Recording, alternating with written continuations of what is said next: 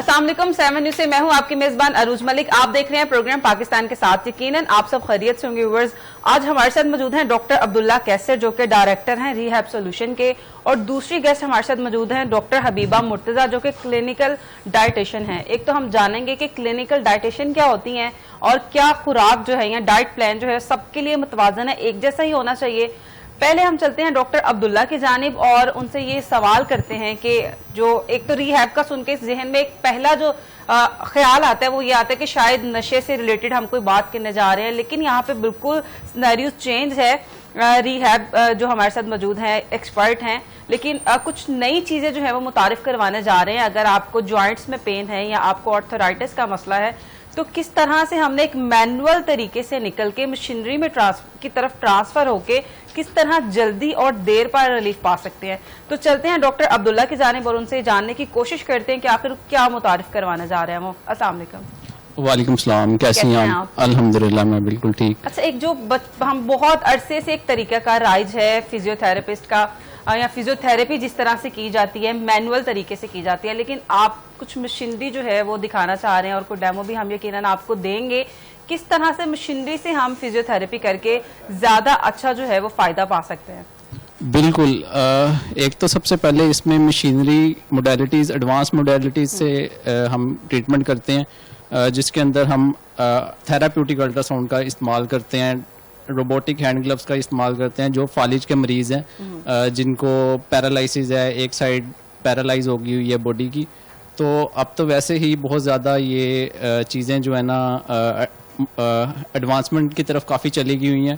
तो therapeutic ultrasound basically ये काम इस तरह से करता है कि इसमें जो है ना हम बगैर किसी मेडिसिन के, बगैर सर्जरी के, बगैर इंजेक्शंस के, ओनली थ्रू साउंड वेव्स के जरिए हम इसको ट्रीट करते हैं। साउंड वेव्स के जरिए? बिल्कुल, एग्जैक्टली साउंड वेव्स के जरिए।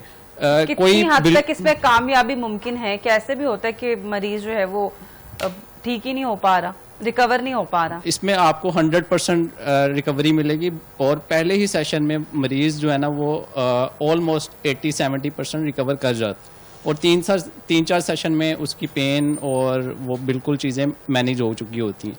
तो इसका काम इस तरह से होता है कि जो भी आपका पेनफुल एरिया होता है हम उसके ऊपर अल्ट्रासाउंड जेल और थेराप्यूटिक अल्ट्रासाउंड को हम यूज़ करते हैं, जिससे आपके जो मसल्स हैं जो रप्चर हुए होते हैं, इवन के जो ऑस्टियोआर्थराइटिस वाले पेशेंट्स इस वक्त हमें सुन रहे हैं या देख रहे हैं, तो उनके अंदर ये बहुत बेनिफिशियल है। उनको ये जो अभी इस वक्त जो है ना मेडिसिन पे लगे हुए हैं, कोई भी आप पेन किलर्स ले रहे हैं, मूवेक्स ले रहे हैं, न्यूब्रल फोर्ट ले रहे हैं, तो स्वेलिंग के लिए स्वेलिंग भी उनके घुटने सूजे होते हैं। तो इसमें बगैर हम उसके मेडिकेशन के, बगैर जो घुटनों में इंजेक्शंस लगाए जाते हैं, बगैर उसके हम ट्रीट करते हैं through therapeutic ultrasound, through TENS transcutaneous electrical nerve stimulation और लेज़र के ज़रिए। ठीक है, तो इसमें आपको किसी भी तरह की मेडिसिन खाने की ज़रूरत नहीं पड़ती और 7-8 सेशंस में फौरी जो है पेन रिलीफ होती है। बिल्कुल फौरी आपको पेन रिलीफ होती है। मैंने जैसे बताया कि पहले सेशन में 70-80% रिकवर कर जाता है और ऑलमोस्ट 7-8 सेशंस में आपकी पेन, आपकी स्वेलिंग बिल्कुल खत्म। 7-8 सेशन जो है वो रिक्वायर्ड हैं इसके। बिल्कुल ठीक है, आपकी तरफ वापस आएंगे। चलते हैं डॉक्टर हबीबा की जानिब। हबीबा कैसी हैं आप? अल्हम्दुलिल्लाह ठीक, आप बताएं आप? अल्हम्दुलिल्लाह। हबीबा, क्लिनिकल डाइटिशियन क्या होता है? डाइटिशियन तो बहुत सुने हैं, लेकिन क्लिनिकल क्या? क्लिनिकल डाइटिशियंस वो होते हैं जो बेसिकली जिस तरह आम डॉक्टर होते हैं उनका क्लिनिक होता है और वहाँ पे वो डिजीजेस को ट्रीट करते हैं, इसी तरह हम लोग हैं, हम ट्रीट करते हैं जो हमारे पास पेशेंट्स आते हैं, जैसे डायबिटीज़ है, कोलेस्ट्रॉल है या और जिनको प्रॉब्लम्स हैं, हाइपरटेंशन है, वो अपनी बीमारियां लेके आते हैं, तो हम उनका खुराक के ज़रिए इलाज करते हैं क्लिनिक पे। हम उनको कस्टमाइज डाइट प्लान बना के देते हैं जिसको फॉलो करके वो अपने इन बीमारियों से काफ़ी हद तक निजात हासिल करते हैं। डाइट प्लान के साथ मेडिसिन लाजम मलजूम है कि सिर्फ खुराक अच्छी करके, बेहतर करके हर मर्ज से जो है छुटकारा पाया जा सकता है? देखें, आपकी जो लाइफ है वो टोटली फूड पे डिपेंड करती है। ठीक है, ये मेडिसिन्स जो हैं ये आती हैं जब कोई आपकी बॉडी पे स्ट्रेस आता है। स्ट्रेस आया है तो वो आप फूड से बहुत हद तक रिकवर कर सकते हैं, अनलेस एंड अनटिल के बहुत ज़्यादा कोई सीरियस नहीं है सिचुएशन। ठीक है, आपकी कोई डिजीज़ बहुत ज़्यादा सीरियसनेस की तरफ नहीं चली गई, तब तक आप उसको खुराक से मैनेज कर सकते हैं। अच्छी डाइट आपको अच्छी ज़िंदगी दे सकती है। क्या सब कुछ खाना चाहिए, बीफ, मटन, चिकन, या कुछ चीज़ों से परहेज जो है वो बहुत ज़्यादा ज़रूरी है? देखिए, आपको जो नेचुरली हैं फूड जो अल्लाह ताला ने बनाए हैं वो आप सब ले सकते हैं, लेकिन एक लिमिट होती है। हर बॉडी की एक लिमिट होती है, हर इंसान की डिफरेंट नीड्स हैं। इंडिविजुअल नीड्स के हिसाब से आप सब चीज़ें ले सकते हैं जब तक आप हेल्दी हैं, लेकिन जब आपको कोई डिजीज़ हो गई है, जैसे हाइपरटेंशन है या कोई डायबिटीज़ वगैरह, कोई भी अल्लाह रहम करे मसला हुआ है, तब कुछ चीज़ें रिस्ट्रिक्ट होती हैं। नहीं तो अगर आप हेल्दी और बैलेंस तरीके से आप लेंगे अपनी डाइट तो आप सब कुछ खा सकते हैं। अच्छा, कहा जाता है ना कि मीठा बच्चों को कम दें, मीठे से बच्चों में गुस्सा ज्यादा आता है, तो सिर्फ मीठे से ही आता है या बाकी चीजें भी जो हैं वो इफेक्ट कर रही होती हैं? देखिए, ये जो है स्वीट्स, ये तो ऐसे कह लें आप, तमाम बीमारियों की जो जड़ है ना वो यहाँ से शुरू हो होती है। सिंपल कार्ब्स जो से है ना, ये हमारी बॉडी के लिए वर्स्ट हैं। आप लें, आप उसको कॉम्प्लेक्स फॉर्म में लें, ठीक है। जैसे कहते हैं कि मतलब जो वाइट शुगर है उसकी जगह नहीं लें, आप उसकी जगह गुड़ ले लें, शहद ले लें, मतलब जो नेचुरल सोर्सेज की तरफ। अच्छा, गुड़ और शहद की बात की जाए या चीनी की, व्हाइट शुगर की बात की जाए, कैलोरी सब में एक जैसी हैं, आपका वेट कम नहीं करेंगी। इवन आप ब्राउन शुगर जो है वो इनटेक कर रहे हैं जी, बस आपको टेस्ट के लिए जो है टेस्ट चेंज करना चाहिए। नहीं, कैलोरीज सब में सेम है, लेकिन फायदे सबके डिफरेंट हैं। व्हाइट शुगर का तो सिर्फ नुकसान है, फायदा कोई नहीं है। नुकसान है, ठीक है, लेकिन जो जिस तरह आप शहद है, हनी के तो बेशुमार फायदे हैं। बिल्कुल, ठीक है, उसके अंदर एंटीऑक्सीडेंट्स, एंटी इन्फ्लेमेटरी प्रॉपर्टीज हैं, वो स्वीटनेस भी देते हैं, साथ वो आपको फायदा भी पहुंचाएंगे। अच्छा, मैंने ये अक्सर चीज जो है नोट की है कि अगर आप डाइट कर रहे हैं, आपने मीठा बिल्कुल छोड़ दिया हुआ है, ब्रेन जो है वो बिल्कुल ऐसे लो एनर्जी फील करता है, और जैसे आप थोड़ा सा भी मीठा खाते हैं तो एकदम से आपका ब्रेन बूस्ट करता है। वो इस तरह होता है क्योंकि वो आपकी बॉडी एडिक्ट हो चुकी होती है स्वीट्स को लेके। जब आप एकदम उस स्वीट से बाहर निकलते हैं, उस स्वीटनेस से, तो बिटरनेस आपकी अंदर थोड़ी सी आती है, लेकिन ये नहीं है मसला ये है कि जब आप उसको दोबारा लेते हैं तो आप वो डबल होके वापस लेते हैं, क्योंकि आपको लगता है कि पता नहीं क्या ही जिंदगी से मिस हो गया था। तो जब आप उसको छोड़ें स्वीट को, तो फिर आप उसको छोड़ दें, मतलब कि आप बहुत उसको लिमिटेड अमाउंट में लें, क्योंकि ये क्रेविंग्स होती हैं। क्रेविंग्स कौन सी होती हैं, ये कह लें कि सिर्फ कैलोरीज ही ऐड करेंगी आपकी बॉडी में, और जो अनहेल्दी वेट गेन है वो आपकी ऐड करवाएंगे। अच्छा, अगर सिर्फ शुगर की बात की जाए तो पहले जमाने में जो देसी इलाज होते थे फूड के जरिए, करेले का जो है वो जूस पी लिया, या जामुन का इस्तेमाल कर लिया, मेथी दाने का इस्तेमाल कर लिया, तो क्या अभी भी ये चीजें एग्जिस्ट करती हैं? ऐसे रिलीफ मिल सकता है कि कहा जाता है ना शुगर का इलाज जड़ से ही खत्म, शुगर जड़ से खत्म हो सकती है? जी, डायबिटीज तो आपकी देखें, ये मेडिसिन जो सी है ना, ये आपको कह लें कि या तो ये फुल लॉन्ग टर्म चलेंगे, फुल लाइफ टाइम, ठीक है, या तो फिर ये टेम्परेरी रिलीफ दे देंगी, ठीक है, लेकिन जो डाइट है वो आपने शुरू से लेकर आखिरी दम तक लेनी ही लेनी है। तो अगर आप अपनी डाइट को अच्छी कर लेंगे तो आपकी डायबिटीज मुकम्मल तौर पर खत्म हो सकती है। बिल्कुल ठीक है, चलते हैं डॉक्टर अब्दुल्ला की जानिब। सर, ये मशीनरी जो है ये सिर्फ बड़े ही यूज कर सकते हैं कि हर एज के बच्चे जो हैं या हर एज के जो नौजवान हैं वो भी इस्तेमाल की जा सकते हैं, उनके लिए भी? बिल्कुल, ये हर एज में हम यूज़ कर सकते हैं, जो कि बच्चों के लिए भी 15 प्लस, ठीक है, 12 इयर्स तक हम मिनिमम रखते हैं, उससे कम नहीं, ठीक है। बच्चों के लिए नहीं, 12 इयर्स से अबव हम ये टीनेजर्स में यूज़ कर सकते हैं, 18 इयर्स में। बल्कि आजकल तो जो ये डिस्क के इश्यूज हैं L4 L5 के, वो हमें टीनेजर्स में बड़े ज़्यादा देखने को मिल रहे हैं due to gym injuries. Gym में ज़्यादा वेट लगाया तो डिस्क निकल गई, तो इस तरह की चीज़ें हमें इस एज में ज़्यादा देखने को मिल रही है। मैं वापस आपकी तरफ आऊंगी और जिम का ही सवाल करूंगी, लेकिन चलते हैं डॉक्टर हबीबा की जानिब। हबीबा, अगर कोई जिम में जा रहा है जी, मुसलसल जो है वेट लिफ्ट कर रहा है, डाइट ले रहा है, मसल्स बना रहा है, लेकिन उस तरह से जो है मेडिसिन भी ले रहा है, लेकिन खुराक उस तरह से इंटेक नहीं कर पा रहा, प्रोटीन खा नहीं रहा, मेडिसिन जो है सिर्फ उन्हीं पे है, तो ऐसे लोगों को क्या कहना चाहेंगे आप? तो मतलब ऐसे लोग तो अपनी मतलब बॉडी के साथ फिर गलत कर रहे हैं ना, बॉडी के साथ शुगर लगा रहे हैं। जी आप बॉडी के साथ शुगर लगा रहे हैं, लेकिन आपने अब आप जिम कर रहे हैं तो आपने अपना प्रोटीन इंटेक बहुत अच्छा करना है। जिम में क्या होता है, मसल्स बनते हैं, मसल्स को बिल्डअप करने के लिए प्रोटीन बहुत ज़्यादा ज़रूरी है।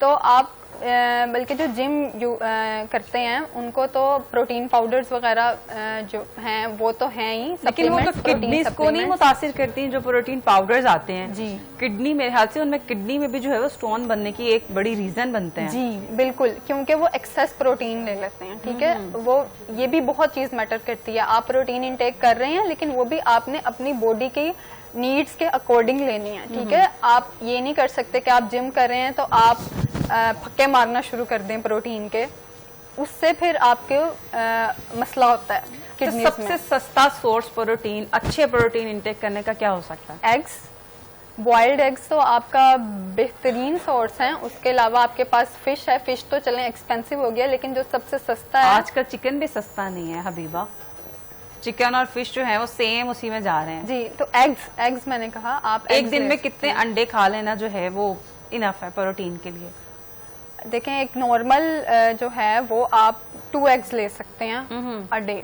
ठीक है, वो कुछ एक नहीं अंडे में कहेंगे। प्रोटीन की क्या क्वांटिटी होती है? एक अंडे में प्रोटीन की होती है 12 to 13 ग्राम्स तक मिल जाता है आपका आराम से। एक दिन में एक नॉर्मल इंसान को कितनी प्रोटीन के कितने ग्राम्स की जरूरत होती है? हर बंदे की प्रोटीन की नीड्स डिफरेंट होती है अकॉर्डिंग टू हिज और हर बॉडी वेट। ठीक है, आप ये नहीं कह सकते कि आपको इतनी मतलब ओवरऑल सबकी सेम होती नहीं। हर बंदे के बॉडी वेट के हिसाब से पर ग्राम 1 ग्राम पर बॉडी केजी बॉडी वेट के हिसाब से चाहिए होती है हर बंदे को प्रोटीन। और कैलोरीज की अगर बात करें जी, तो कितनी हमें इंटेक करनी चाहिए और कितनी डेली इंटेक के बाद हमें बर्न करनी चाहिए? देखें, एक होती है हमारी कैलोरीज जो रिक्वायरमेंट हैं वो सबकी डिफरेंट हैं। जैसे कि हम सब एक वैसे नॉर्मल किसी की एक अगर हम आइडिया अगर कोई लें या एवरेज लगा लें ठीक तो है, कितनी तो होनी चाहिए? 1500 से 2000 तक कैलोरीज जो सी होती हैं वो बहुत अच्छी कैलोरीज हैं। ठीक है, नॉर्मली कह रही हूँ, लेकिन हर बंदे की बॉडी, क्योंकि हमारा लाइफस्टाइल हर बंदे का डिफरेंट है, हर बंदे की जीन्स डिफरेंट है, हर बंदे का मेटाबॉलिज्म डिफरेंट है। अगर कोई बंदा सारा दिन बैठ के काम करता है जी, जैसे ऑफिसेज होते हैं नॉर्मली, उनके लिए भी 1500 से 2000 कैलोरीज नहीं मस्ट है? उनके लिए ये कैलोरीज बहुत ज्यादा हैं।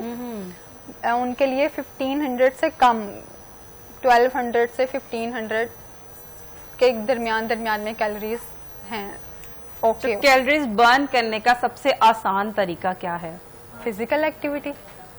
अगर किसी के पास इतना टाइम नहीं है कि फिजिकल एक्टिविटी करे, इवन वॉक का भी टाइम नहीं है, इतना बिजी शेड्यूल है, तो फिर किस तरह से हम कैलोरीज बर्न कर सकते हैं? तो फिर आप कैलोरीज बर्न करने का फिर एक ही तरीका है कि आप अपनी कैलोरीज को आप अपना मुंह बंद रखें, खाए पिए ना। अच्छा, कुछ लोग ये भी कहते हैं ना कैलोरीज बर्न करने के लिए फाका भी करते हैं। जी, तो ये ठीक रास्ता है या किस तरह से फिर हमें कैलोरीज बर्न करनी है? देखें, ये जो है फाका ये ठीक है, लेकिन बहुत ज़्यादा नहीं। जब आप बहुत ज़्यादा लॉन्ग गैप्स रख लेते हैं अपने 2 मील्स के दरमियान में, तो फिर वो रिजल्ट बनता है कि आप बहुत ज़्यादा ओवर ईट करेंगे। इस चीज़ का खतरा रहता है, फिर जब आप खाएंगे तो आप बहुत ज़्यादा खा लेंगे और आपको पता भी नहीं चलेगा, क्योंकि आपको बहुत ज़्यादा भूख लगेगी उसके बाद। अच्छा, कोई इस तरह के कहवे वगैरह भी हैं या कोई इस तरह की चीजें खाई जाएं जिससे आपकी कैलोरीज बैठे बैठे बर्न हो जाएं? जी, ग्रीन टी आपके लिए बहुत अच्छी होती है। ग्रीन टी बैग्स में जो आती है या दूसरी वाली कोई? जो भी आपको अवेलेबल हो, टी बैग्स के अलावा दूसरी वाली भी, कहवे वाली भी, तो मतलब वो उसमें रिच इन एंटीऑक्सीडेंट्स होती है, तो वो अच्छी है आपकी इन चाय और कॉफी की निस्बत, कि आपका वेट लूज करने में हेल्प करेगी। ब्लैक कॉफी भी बहुत ज्यादा जल्दी नहीं वेट लॉस करती? जी, मैं दूसरी दूध वाली कॉफी की बात करी थी, लेकिन एक ब्लैक वाली कॉफी में भी कैफीन तो है ना, कैफीन जो है वो हमारी बॉडी के लिए अच्छा नहीं है। बिल्कुल ठीक है, चलते हैं डॉक्टर अब्दुल्ला की जानिब और उनसे दोबारा मैं सवाल करती हूँ कि सर, आम अगर एक कॉमन बात की जाए, शोल्डर का मसला रहता है, फ्रोजन शोल्डर रहता है या गर्दन जो है वो अकड़ाहट का शिकार रहती है, क्या करना चाहिए? अच्छा, फ्रोज़न शोल्डर में तो आजकल काफ़ी ज़्यादा ये कॉमन हो गया हुआ है, जिसकी वजह रूट कोज को देखें तो इसके अंदर जो ज़्यादा डायबिटिक पेशेंट हैं, जो हाइपरटेंशन के पेशेंट हैं, उनके अंदर ये मोस्ट कॉमन देखने को मिला है। और इसका ट्रीटमेंट अब कुछ पेशेंट्स इंजेक्शन लगवा लेते हैं या कोई वो सर्जरी की तरफ चला जाता है या टैबलेट्स ले रहे होते हैं, 2-3 साल से वो पेन किलर और मसल रिलैक्सेंट्स ले रहे होते हैं जिनके बड़े साइड इफ़ेक्ट्स होते हैं। तो इसको हम जो जॉइंट्स पेन है या मस्कुलर पेन होती है, उसकी सिर्फ थेरेपी ही कारआमद रहती है या मेडिसिन से भी जो है रिलीफ मिल जाता है? नहीं, मेडिसिन से आपको टेम्पोरेरी रिलीफ तो मिलता है। जब आपने न्यूब्रल फोर्ट खाई है, मूवर्स खाई है, तो उसने कुछ ना कुछ तो करना ही है ना, जाके पेन उसने खत्म करनी है, ठीक है, लेकिन वो टेम्पोरेरी होगी, ठीक है, मतलब 4 घंटे बाद हाफ लाइफ होती है ये पेन किलर्स की, मसल रिलैक्सेंट की। वो हाफ लाइफ जैसे ही खत्म होगी तो आपका जो है ना वो दोबारा से पेन शुरू हो जाएगी, स्वेलिंग फिर से आ जाएगी। अच्छा, ये बताइएगा कि आपने एक भाई साहब भी साथ बैठे हुए हैं, जी तो जी, इनके बैठने का क्या पर्पस है, क्या करने जा रहे हैं? अच्छा, इसमें जो स्ट्रोक फालिज के जो मरीज हैं उनके लिए जो पैरालिसिस हैं उनके लिए एक हाथ में उनको बड़ा मसला आता है कि हाथ में स्टिफनेस आ जाती है, हाथ की उंगलियां सही काम नहीं कर रही होती। ऐसा करते हैं कि अगर आप डेमो देना शुरू करते हैं तो साथ फिर कवर होता जाएगा। बिल्कुल, फिर करते हैं स्टार्ट। जी, तो ये हमारे पास जो है ना आज रोबोटिक ग्लव्स हैं, ठीक है। तो ये स्पेसिफिकली जो है ना जो जिनके हाथ का इशू है, हाथ से इसे काम नहीं करता, तो ये उनके लिए हम यूज़ करते हैं, उनको एक्सरसाइज के लिए और उनकी स्टिफनेस को दोबारा से ख़त्म करने के लिए और वापस हाथ को नॉर्मल कंडीशन में लेके जाने के लिए। तो जिनके हाथ के मसल्स डैमेज हो जाते हैं, ये उनके लिए बहुत ज़्यादा फायदेमंद है। बिल्कुल, उनके लिए मुश्किल होता है। डैमेज मसल्स को ये दोबारा रिकवर हो जाते। अगर सुना था कि अगर मसल डैमेज हो जाए या मसल कट जाए तो दोबारा रिकवर नहीं हो सकता। नहीं, तो बिल्कुल, इससे बिल्कुल हो सकता है, बिल्कुल रिकवर हो जाता है। प्लस इसके साथ हम टेंस का यूज़ करते हैं, ट्रांसक्यूटेनियस इलेक्ट्रिकल नर्व स्टिमुलेशन का, थेराप्यूटिक अल्ट्रासाउंड का यूज़ करते हैं। देन जो है ना हम रोबोटिक हैंड ग्लव्स का इस्तेमाल करते हैं ताकि पेशेंट की जो है ना हैंड की मूवमेंट वो अच्छे तरीके से सही हो जाए। मुख्तार साहब, आपने हाथ थोड़ा सा ऊपर करके रखना है ताकि कैमरे की आंख जो है और उसका हाथ जो है ना बिल्कुल नॉर्मल लाइफ में वापस आ जाए। तो एक हैंड जो है ना हम इसका पेशेंट को पहनाते हैं और दूसरा थेरेपिस्ट ने खुद पहनना होता है। तो काम इस तरह से करता है कि ये मैं इसको स्टार्ट कर रहा हूँ जी, ये इसका ठीक है। अभी जिनका हाथ पैरालाइज है, स्टिफ है, उनके लिए बहुत मुश्किल होता है कि वो आप अपना हाथ खुद से खोलें क्योंकि उनकी उंगलियां ऐसे स्टक होती हैं, ठीक है। तो इसका पर्पज़ ये है, ये जैसे अभी इनका हाथ ऐसे है, बिल्कुल खुला हुआ है, स्पाइन में है, तो अभी जिस तरह से मैं मूवमेंट करूंगा, अपना हाथ बंद करूंगा, वैसे ही इनका हाथ भी बंद होगा, ठीक है। तो इस तरह से ये रोबोटिक ग्लव्स काम करते हैं, ये देख। और अच्छा, ये सारा फंक्शन आपने जो ग्लव पहने है वो कंट्रोल कर रहा है? मैं इसे कंट्रोल कर रहा हूँ, पेशेंट की मूवमेंट को मैं कंट्रोल करूंगा, ठीक है। जो थेरेपिस्ट होगा वो कंट्रोल करेगा, पेशेंट खुद कंट्रोल नहीं कर रहा। ये देख, इस तरह से हम इसको यूज करते हैं, बिल्कुल खुद ही हो रही है मूवमेंट, बिल्कुल। और किस तरह से वो वाइब दे रहा है, किस तरह से माइक में बताइएगा क्या फील कर रहे हैं आप? हाथ को कोई खिंचाव महसूस हो रहा है? नहीं, नॉर्मल वाइब्रेशन फील हो रही है? हम करते हैं ना खुद, उसी तरह भी नॉर्मल हो रहा है। कोई फोर्स तो नहीं फील हो रही जो आपका हाथ सीधा भी कर रही है, उंगलियों को मूव कर रही है? कोई पेन नहीं हो। ठीक है। ये डेमो हम दे रहे हैं आपको जिनके हाथ के मसल जो है किसी भी हादसे में डैमेज हो जाते हैं। अच्छा, इसमें खाली स्ट्रोक तो फालिज वालों को तो होता ही है ये, लेकिन इसके साथ साथ ये जो कार्पल टनल सिंड्रोम है, जिनकी मीडियन नर्व जो है ना कंप्रेशन में गई हुई है, उनके लिए भी बड़ा बेनिफिशियल है। तो जो कार्पल टनल मीडियन नर्व की कंप्रेशन होती है, उसके अंदर मोस्टली पेशेंट्स की ये जो 3 उंगलियां होती हैं ना, इसके अंदर टिंजलिंग फील होती है, सेंसेशंस वीक हो जाती हैं। तो ये उनके जो भी हैंड की आपकी डिसफंक्शन हुआ हुआ है, तो उसके अंदर ये बहुत बेनिफिशियल है। तो बस ये हमने इतना ही डेमो देना था, या मशीनरी जो आगे है और अच्छा, भी कुछ? ये इसका ये आप अगर इस तरह से मैं कर दूं, कैमरे की तरफ ज़्यादा क्लियर हो जाएगा। आप मुख्तार साहब जरा माइक पकड़ लें ताकि मशीन सेट कर लें। तो ये थेराप्यूटिक हमारे पास अल्ट्रासाउंड होता है।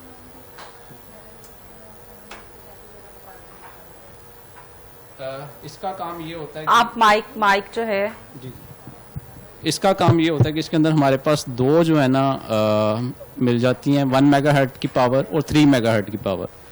काम ये बिल्कुल पेन फ्री है, कोई इसमें पेन नहीं होती, ओनली साउंड वेव्स हैं। Sound wave. बिल्कुल। तो ये हमने जस्ट जो जिनको नीज के प्रॉब्लम है, शैटिक है, डिस्क बल्ज हर्निएशन है, मसल स्टिफनेस है या पेन वगैरह है, तो उसके ऊपर जस्ट हमने अकॉर्डिंग टू द कंडीशन जितना पेशेंट को मसला है उसके अकॉर्डिंग हमने ये अप्लाई करनी है। अब जिनको इशू ज़रा ज़्यादा होता है उनको हम 3 मेगाहर्ट्ज फ्रीक्वेंसी पे इसको यूज़ करते हैं। जिनका इशू ज़रा माइल्ड होता है उनके लिए इंटेंसिटी कम रखी जाती है।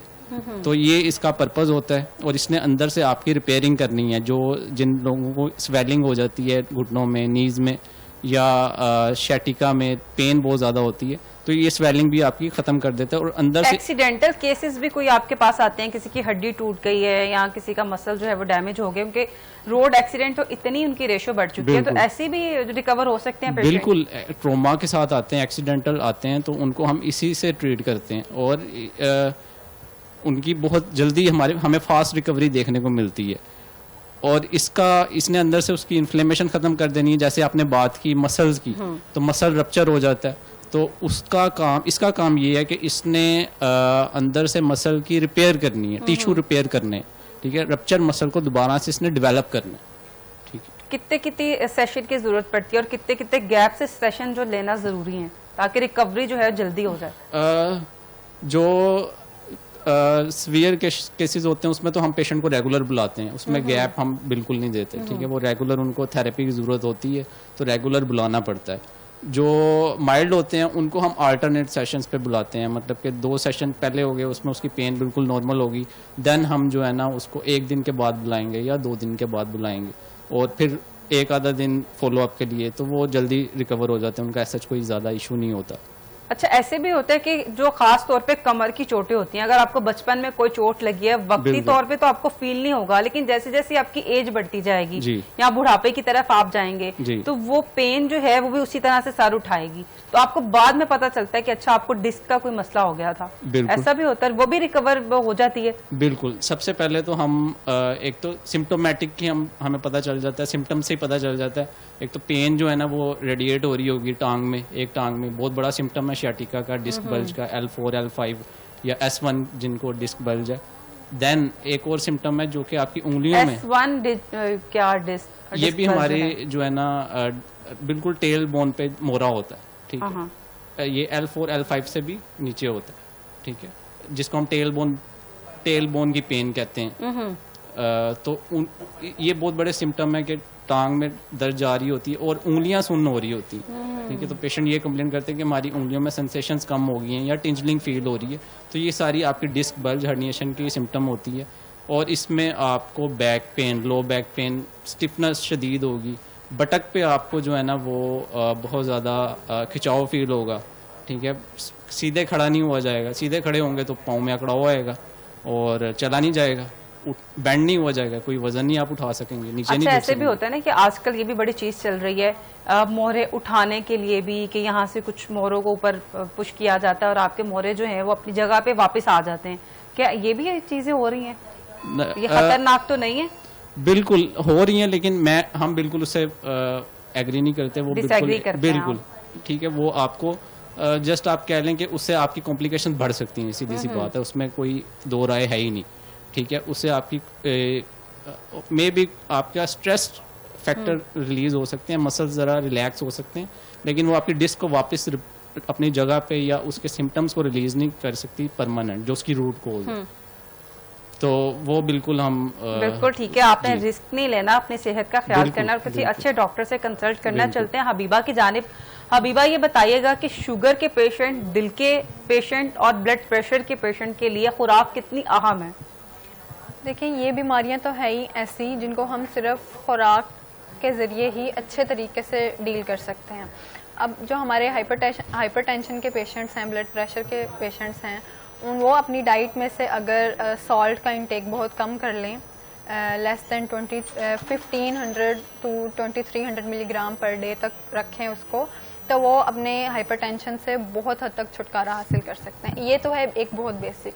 उसके अलावा अपनी डाइट में आप सभी पेशेंट्स कार्डियोवास्कुलर के हैं या डायबिटीज़ के हैं या हाइपरटेंशन के हैं, अपनी डाइट के अंदर आप ये विटामिन्स और मिनरल्स जो हमारे पास फ्रूट्स एंड वेजिटेबल्स से आते हैं, अपना बहुत अच्छा इंटेक रखें वेजिटेबल्स एंड फ्रूट्स का। अच्छा, अगर हम तीनों पेशेंट को वेजिटेबल और फ्रूट दोनों रिकमेंड करें तो तीनों को क्या रिकमेंड करेंगे आप? क्या डाइट प्लान में क्या चीज़ जो है वो ऐड कर लेनी चाहिए?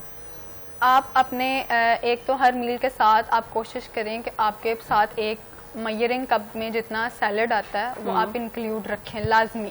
अच्छा, सॉरी मैं इनकी बात इंटरप्ट कर रहा जी, हूँ, ठीक है। इसकी जो एक मैं इसी में ऐड करना चाहूँगा एक बात कि जो इसकी रूट कोज है, जैसे डायबिटीज़ की है, हाइपरटेंशन की है, उसकी रूट कोज जो है ना वो एनजाइटी है, ठीक है। वो एनजाइटी डिप्रेशन है, जिसकी वजह से आपका ब्लड प्रेशर शूट कर, जिसकी वजह से आपका जो है ना डायबिटीज़ लेवल HbA1c ऊपर जा रहा है, तो ये उसकी रूट कॉज है। अच्छा, पेशेंट्स जो है ना, इसमें बड़े मज़े की बात है, पेशेंट इसको एक्सेप्ट करने के लिए तैयार नहीं होते, ठीक है।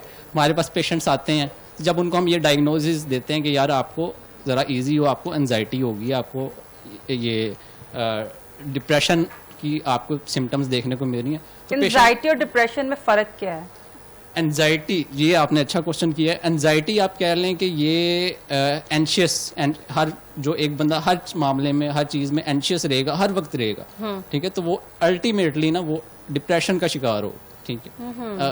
बिल्कुल, तो एनजाइटी आप कह लें ये तो हमारी बाय नेचर है, ठीक है। हर इंसान को अल्लाह ताला ने पैदा किया, तो ये तो हमारे बाय डिफॉल्ट आई हुई है कि इंसान को हमने बहुत जल्दबाज पैदा किया, ये तो हमें कुरान में जो है ना स्टेटमेंट है इसकी।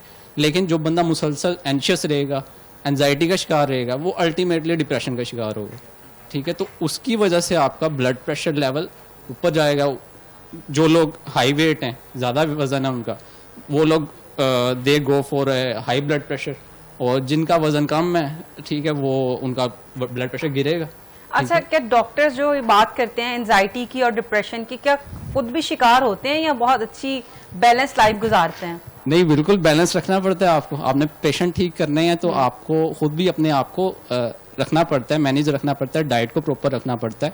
लेकिन यहाँ पे मैं ये पॉइंट उठाना चाह रहा हूँ कि पेशेंट इस चीज़ को एक्सेप्ट करने के लिए तैयार नहीं होता कि मुझे, कोई बंदा ये एक्सेप्ट नहीं करता यार मुझे एनजाइटी हो गई है, ठीक है। वो ये मान लेगा मुझे डायबिटीज़ है, मुझे ब्लड प्रेशर है, लेकिन ये नहीं मानेगा कि मुझे एनजाइटी हो गई है, ठीक है। लेकिन हमें पता चल जाता है, पेशेंट भी ज़रा गुस्सा कर जाता है, लेकिन हमें आजकल सोसाइटी भी हमारी इस तरह की है कि लोग अपने आप को जो है ना सॉलिड दिखाना पसंद करते हैं। अच्छा, ये बताइएगा कि जॉइंट्स और जो मसल्स हैं उनकी मजबूती के लिए डाइट कितनी अहम है और कितनी मैटर करती है? देखिए, आपकी बॉडी के बिल्डअप के लिए, मसल्स बिल्डअप के लिए, जॉइंट्स के प्रॉपर वर्किंग के लिए आपके डाइट बहुत इंपॉर्टेंट है। आप अपनी वाटर इनटेक बहुत अच्छा रखें ताकि आपके जॉइंट्स में जो है वो लुब्रिकेशन जो है वो बहुत ज़रूरी है जॉइंट्स की वर्किंग के लिए, ठीक है। उसके अलावा ठंडा पानी पीने से तो जॉइंट्स में पेन नहीं होती है? नहीं, आपने उसको नॉर्मल वाटर, रूम टेम्परेचर वाला, ठीक है। उसके अलावा आप प्रोटीन, जैसे कि बात कर चुके हैं हम पहले भी कि मसल्स के लिए तो प्रोटीन बहुत ज़्यादा ज़रूरी है। उसके अलावा मैं कह रही थी कि फ्रूट्स एंड वेजिटेबल्स जो आपके पास हैं, रिच सोर्स हैं, आपके पास मल्टी वाइटामिन्स जो आजकल हम सप्लीमेंट्स लेते हैं, मल्टी वाइटामिन्स हो गए, मिनरल्स हो गए, तो ये अल्लाह ताला ने नेचुरल सोर्सेज हमें दिए हैं फ्रूट्स एंड वेजिटेबल्स के फॉर्म में कि आप इनसे लें, ठीक है। तो ये अपनी डाइट में ज़रूर इंक्लूड करें। आप 2 सर्विंग्स एटलीस्ट फ्रूट्स की आप अपने डेली इंक्लूड करें उसके अंदर, डाइट के अंदर। उनमें कौन से फ्रूट आप सजेस्ट करेंगे कि ये वाले लाजमी खाने हैं? मतलब जैसे एप्पल है, an apple a day keeps a doctor away, एक एप्पल आप ऐड कर सकते हैं। उसके अलावा आप कोई भी फ्रूट, कीवी ऐड कर लें, ग्रेप्स ऐड कर लें। अगर बनाना तो वैसे थोड़ा सा रिच हो जाता है, अगर आपको कोई मसला नहीं है वेट लूज करने का तो आप बनाना ऐड कर सकते हैं। तो जो भी फ्रूट्स अल्लाह ताला ने बनाए आप कोई भी ऐड करें, ठीक है। पपाया ऐड कर सकते हैं आप, ग्रेप फ्रूट ऐड करें, कोई भी ऐड करें। वेजिटेबल्स में आप सैलड एक मयरिंग कप में जितना आता है कम अज़ कम उतना आप लें, उसमें क्यूकम्बर ऐड कर लें। आप आम सब्जियां जैसे आप बेशक आप उसमें प्याज ऐड कर लें, आप उसमें ये लेटस ऐड कर सकते हैं, ब्रोकली ऐड कर लें, या फिर आप शलजम ऐड कर लें, गाजरें ऐड कर लें। इतनी ऑप्शंस हैं हमारे पास, यानी कि तमाम सब्जियां, तमाम फल जो है वो खाए जा सकते हैं। अच्छा, डॉक्टर अब्दुल्ला से भी मैं यही सवाल करना चाहूंगी कि आप जब कोई थेरेपी के लिए आता है तो क्या आप सजेस्ट करते हैं कि अपनी डाइट अच्छी करें, डाइट में ये चीजें जरूर इंटेक किया करें जिससे आपके मसल्स मजबूत हो जाएं, आपको जोड़ों का मसला हो ही ना?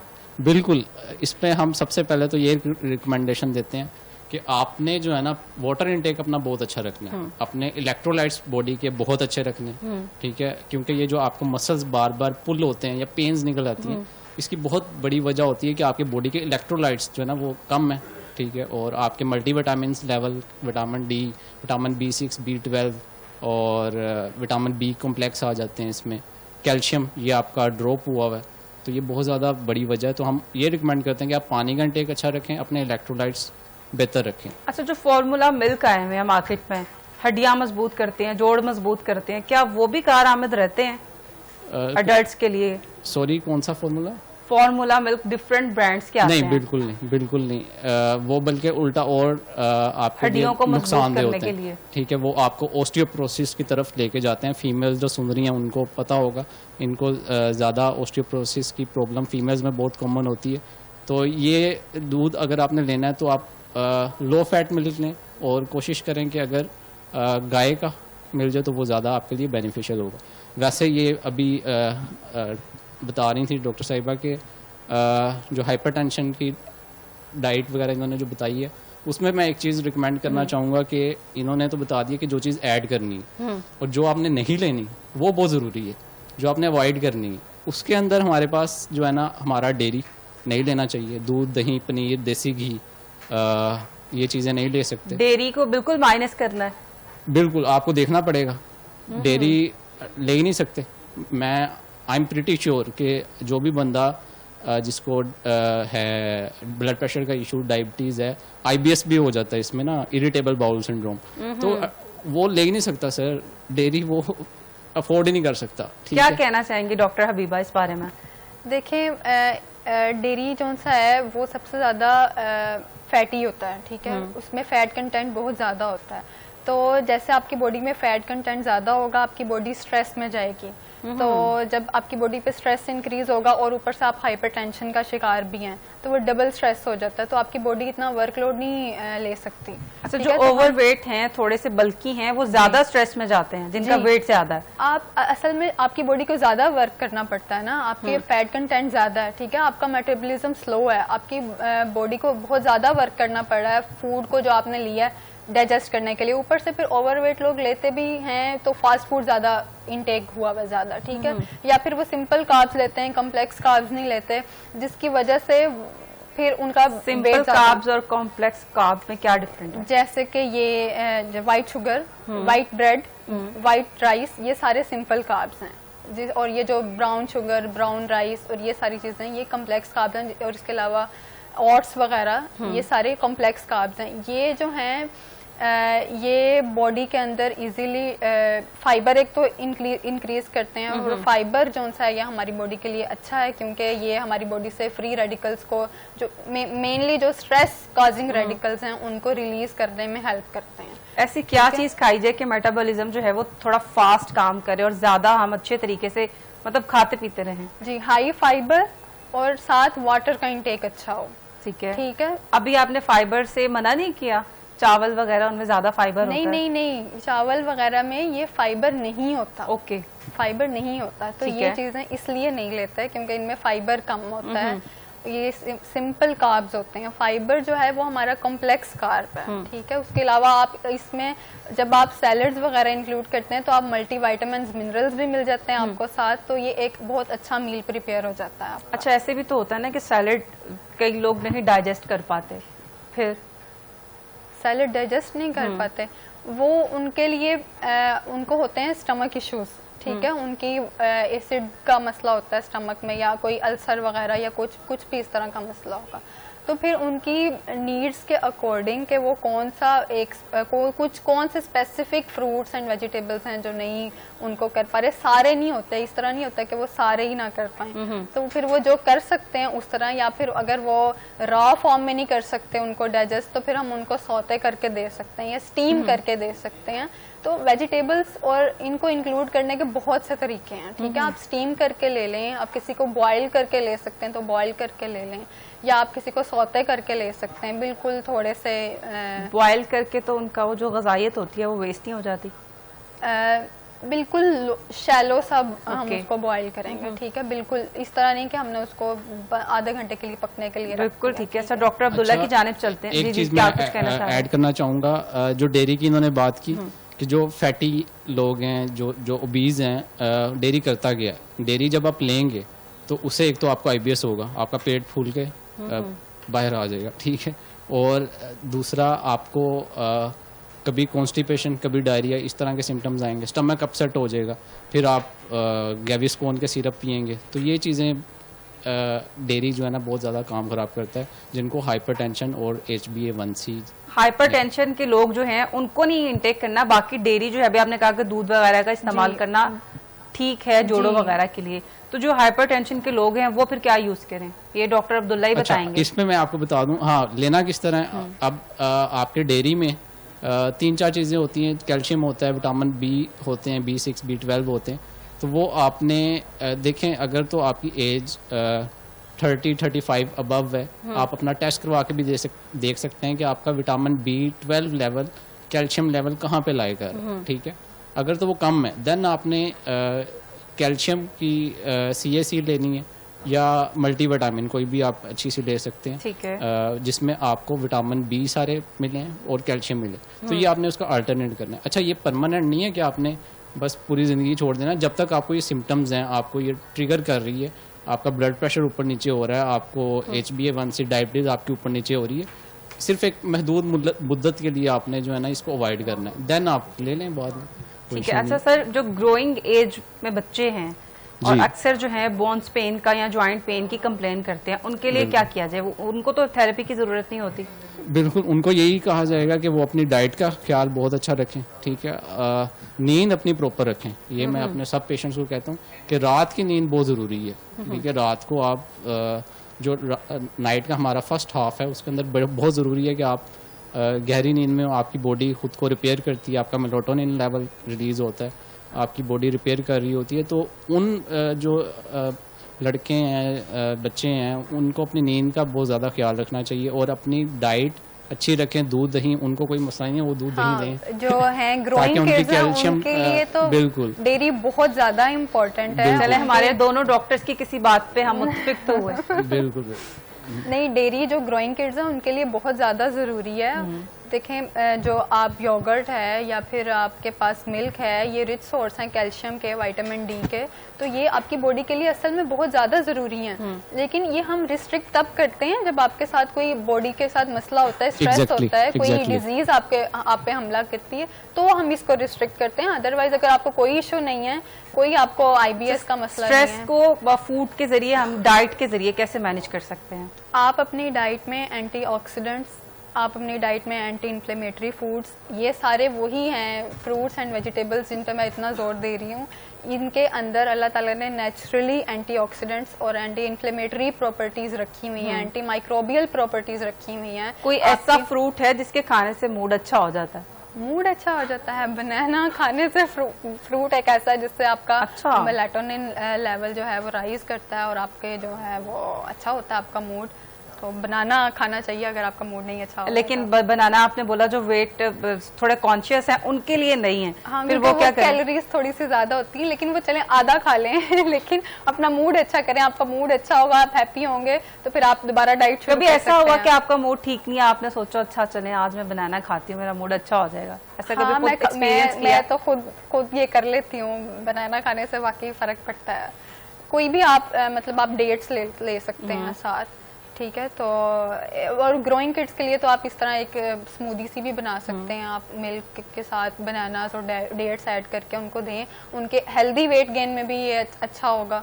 और उनकी बोन्स के लिए भी बहुत अच्छा होगा। अच्छा, हर बंद इसमें सॉरी मैं फिर जी, से जी, जरूर। इंटरप्ट कर रहा हूँ। इसमें बनाना इन्होंने बताया कि मूड अच्छा होता है, बिल्कुल मैं उस बात से 100% एग्री करता हूँ। लेकिन आपका लगता है अच्छा नहीं होता।